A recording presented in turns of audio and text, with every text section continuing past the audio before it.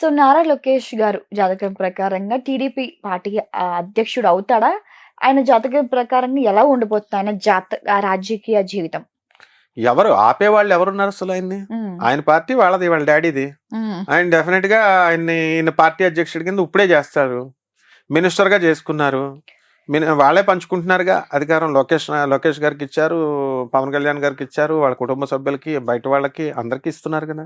So హ్మ్. వాళ్ళ party కాబట్టి ఆయన ప్రెసిడెంట్ అవుతాడు, హ్మ్. బ్రహ్మాండంగా చేస్తాడు. ఆయన కూడా బాగానే చదువుకున్నాడుగా. రైట్. అయితే చంద్రబాబు నాయుడు గారు అంత తెలివితేటలు లేకపోవచ్చు, హ్మ్. ఆయన అంత చాణక్యనీతితో చేయలేకపోవచ్చు. ఆయన పందాలు ఆయన బాగానే చేస్తారు. రైట్. గురుగారు మళ్ళీ జగన్ సీఎం అయ్యే అవకాశాలు కనిపిస్తున్నాయా?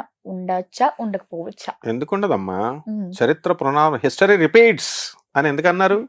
హిస్టరీలో చంద్రబాబు నాయుడు గారు ఓడిపోయారు, మళ్ళీ ఇంకేముంది, పార్టీ అయిపోయింది, టీడీపీ రాదు, భూస్థాపితం చేసేసాడు జగన్ టీడీపీ అన్నారు. పార్టీయే లేదన్నారు. లేదన్నారు, భూస్థాపితం అన్నారు. అవును. వాళ్ళు కొడాలి నాని గారు, రోజా గారు, తర్వాత వల్లభనేని వంశీ, వీళ్ళంతా పేర్ని నాని, వీళ్ళంతా వాళ్ళ స్టైల్లో వాళ్ళు పార్టీ అయిపోయినట్టు చెప్పారు.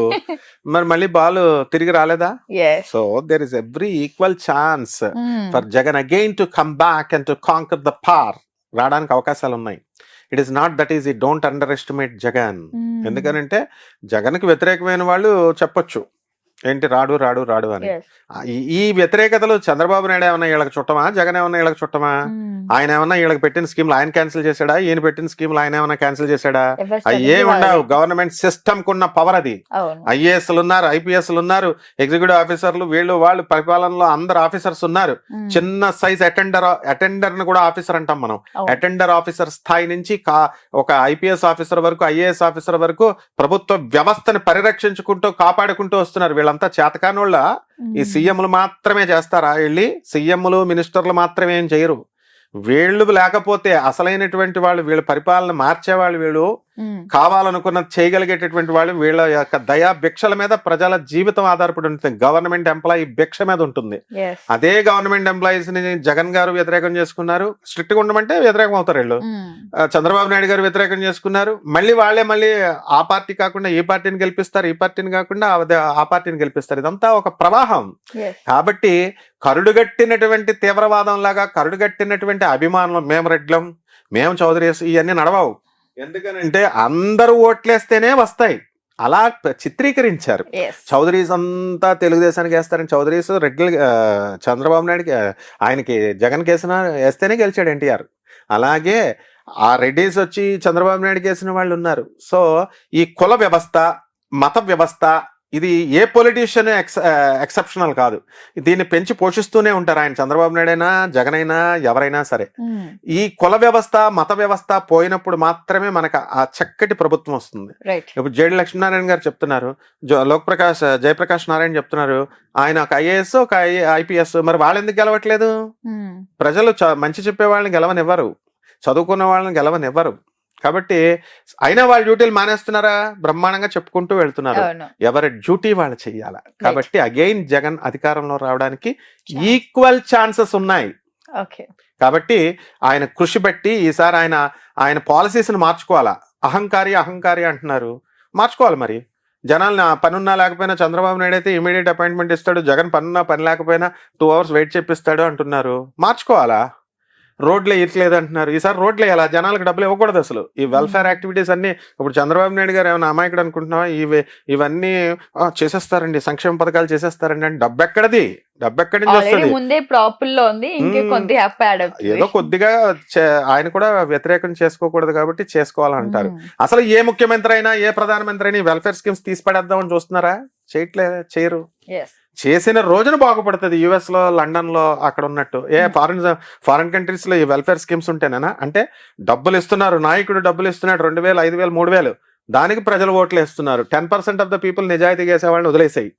వాళ్ళు వ్యాపారం లాగా పెట్టుబడులు పెడుతున్నారు, వీళ్ళు డబ్బులు తీసుకుంటున్నారు, వేస్తున్నారు. వీళ్ళకి ఎక్కడ అధికారం ఉంది? వాళ్ళు సీఎం అవ్వాలా, వీళ్ళ మినిస్టర్స్ అవ్వాలని లేనే లేదు. ప్రజలకు అడిగే అధికారము లేదు. అలాగే ప్రజలు నిర్లక్ష్యం చేసిన రోజున దింపేస్తారు. ప్రజలే పాలకులు అని చూపించారు. 2 ఎలక్షన్ల తెలంగాణలో కూడా చూపించారు, ఇక్కడ ఏపీలో. కాబట్టి నాయకులు ఏమనుకోవాలంటే వీఆర్ స్లేవ్స్ అనే భావంతో వర్క్ చేయాలి. అంతేగాని మా తాతలు సంపాదించిన ఎస్టేట్ ఇది ఆంధ్రప్రదేశ్, మా తాతలు సంపాదించిన ఎస్టేట్ ఇది తెలంగాణ అనుకున్న రోజున ప్రభుత్వాలు కూలిపోతాయి, ప్రజలు పాలకులు అవుతారు. కాబట్టి ఎప్పుడు ప్రజలదే ఫైనల్ నిర్ణయం. సో ఇందాక మీరు అన్నట్టుగా పవన్ కళ్యాణ్ గారికి డిప్యూటీ సీఎం ఇచ్చారు. సో ఫ్యూచర్ లో సీఎం అయ్యే అవకాశాలు ఏమైనా కనిపిస్తున్నాయా జాతక ప్రకారంగా? చంద్రబాబు నాయుడు గారు ఇప్పుడు ఇందాక ముసలాయన అయిపోయారు అన్నారు. కంటిన్యూస్ 25 years పరిపాలన చేసినటువంటి జ్యోతి బసు ముసలోడు కాదా? నితీష్ ఆయన హైలీ ఎడ్యుకేటెడ్ సీఎం, ఆయన వార్ధక్యంలో ఉన్న వాళ్ళంతా ఉన్నారు.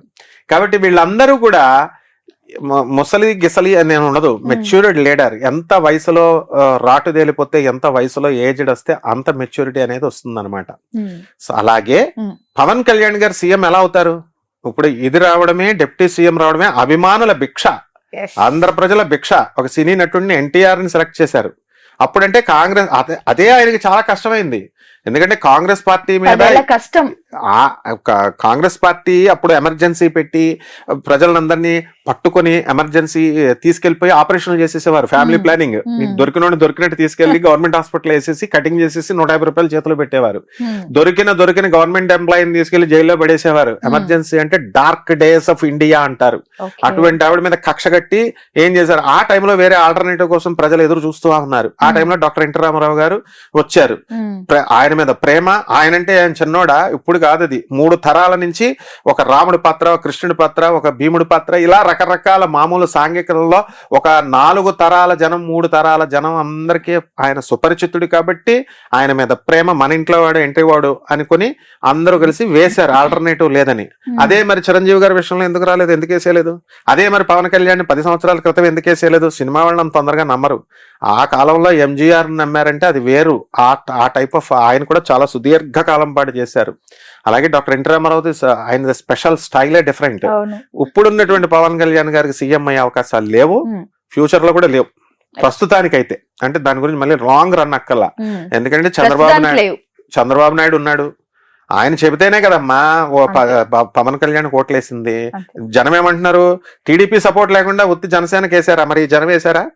కానీ ఇక్కడ జనసేన వల్ల పవన్ కళ్యాణ్ వల్ల టీడీపీకి ఓట్లు వచ్చాయని కూడా చెప్పడం జరిగింది. ప్రజల నాలుకలు 2 రకాలు ఉంటాయి వీళ్ళు, అటైతే ఇటైతే అటు అంటారు. అభిమానులు, మెయిన్ పవన్ కళ్యాణ్ అభిమానులు ప్రశాంత్ కిషోర్ ని పక్కన పెట్టి ఆ స్ట్రాటజీతో మనం పిలిపించాం. ఏం మీరంతా ఐఐటీలో చదువుకోలేదా, ఎన్ఐటీలో చదువుకోలేదా, ఇంజనీరింగ్ చదవలేదా? ప్రశాంత్ కిషోర్ కి ప్యాకేజీలు ఇచ్చి ఆయన కూడా మీలాంటి ఇంజనీర్లను హైర్ చేసుకునే బాబు రావాలి, జగన్ పోవాలి, లేదా జగన్ రావాలి, బాయ్ బాయ్ బాబు, ఇలాంటి స్లోగన్స్ మీరు ఇవ్వలేరా అని చెబితే అప్పుడు గత 10 సంవత్సరాల క్రితం సినీ అభిమానాన్ని సినీ అభిమానంగానే ఉంచుకొని ఓట్లుగా కన్వర్ట్ చేసుకోలేకపోయినటువంటి జనం ఏం చేశారు? ఇప్పుడు ఓట్లుగా కన్వర్ట్ చేశారు. ఇది ఎప్పటికైనా ప్రజల అభిమానులు, పవన్ కళ్యాణ్ అభిమానుల గొప్పతనం అది. కాబట్టి ఇక్కడ ఏంటంటే చంద్రబాబు నాయుడు గారు వల్ల పవన్ వచ్చాడు, పవన్ వల్ల చంద్రబాబు నాయుడు వచ్చాడు. రెసిప్రొకేషన్. ఒకళ్ళు వన్ సైడ్ లవ్ ఉండకూడదు కదమ్మా, ఇద్దరు ప్రేమించుకోవాలి. ఈ కూటమి ఏర్పడింది కాబట్టి ఈ రోజు ఫస్ట్ అసలు కూటమి పెడితేనే వస్తారని చెప్పిందే మనం. 2 పార్టీలు వస్తే కుదరదు.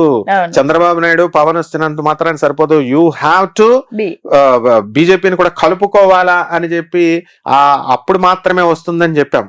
అలాగే వాళ్ళు అయ్యారు. ఎందుకంటే వాళ్ళ వెనకాల ఐఏఎస్లు ఉంటారు, ఐపీఎస్లు ఉంటారు, చదువుకునే వాళ్ళు ఉంటారు, మీలాంటి స్టూడెంట్స్ ఉంటారు.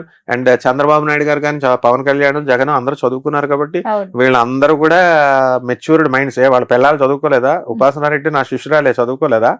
లేకపోతే ఈ బ్రాహ్మణి చదువుకోలేదా? వాళ్ళ ఐడియాస్ మనకులాగే ఉంటాయి కదా, ప్రజలే కాదు.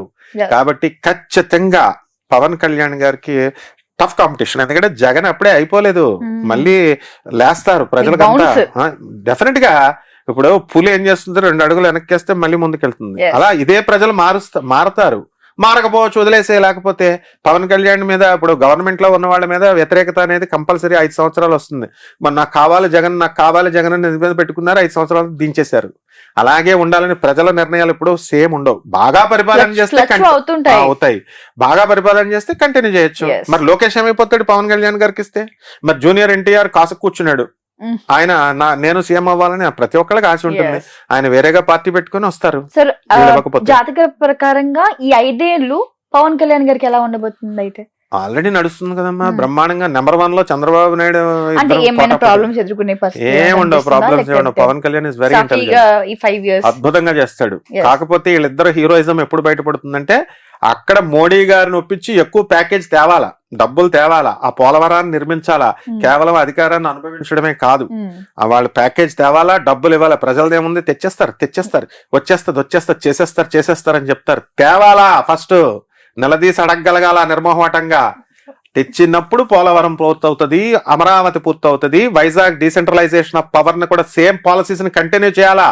ఒక సీఎం ఒకడొస్తాడు అమరావతి అంటాడు, ఇంకో సీఎం వస్తాడు రాయలసీమ అంటాడు, లేకపోతే వైజాగ్ అంటాడు, మళ్ళీ ఈ సీఎం వచ్చి మళ్ళీ అమరావతి బ్యాక్ టు పెవిలియన్ అన్నట్టు చేయడానికి కుదరదు.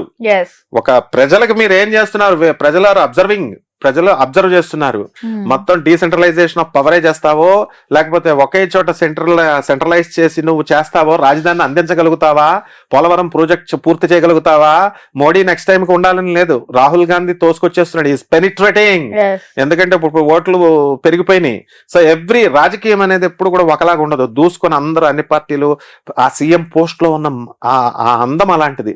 మామూలు ఎమ్మెల్యేలకి వస్తుందని ఛాన్స్ ఉంటే ట్రై చేయరా, వాళ్ళు ట్రై చేసేస్తారు. ఇప్పుడు ఆపరేషన్ లేకుండానే మోకాళ్లకు ప్లాస్మా ట్రీట్మెంట్, మీ ఆర్థోపెడిక్ సమస్యలన్నిటికీ రోబోటిక్ టెక్నాలజీ ద్వారా తక్కువ ఖర్చుతో శాశ్వత పరిష్కారం, ఫ్రీ కన్సల్టేషన్, ప్రతి ట్రీట్మెంట్ పై 20% డిస్కౌంట్. ఈ ఆఫర్ కొద్ది రోజులు మాత్రమే, త్వరపడండి. V9 hospitals 9281465842.